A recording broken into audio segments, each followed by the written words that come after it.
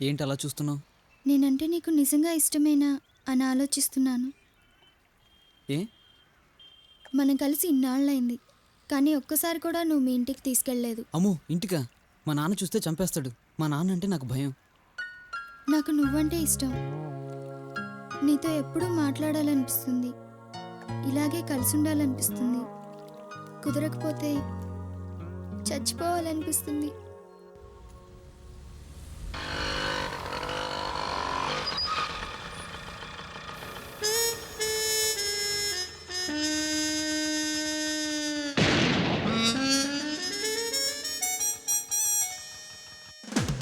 ఏంటి మూర్తి, కాఫీ తాగడానికి వచ్చారా?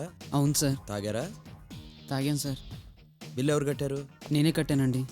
ఇంటి దగ్గర డ్రాప్ చేస్తానావా? బస్ స్టాప్ దాకా బండిలో పెట్రోల్ ఎవరు కొట్టించారు? నేనే సార్. చూసావా, ఆడవాళ్ళతో వెళ్తే ఇదే ప్రాబ్లం.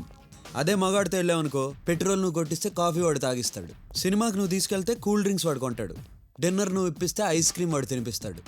అదే లేడీస్ అనుకో, బిల్లు మనకి, థ్రిల్లు వాళ్ళకి. వాళ్ళకి లిఫ్ట్లు మనం ఇవ్వాలి, గిఫ్ట్లు మనం ఇవ్వాలి. వాళ్ళు మాత్రం మనకు ఫైనల్గా హ్యాండ్ ఇస్తారు.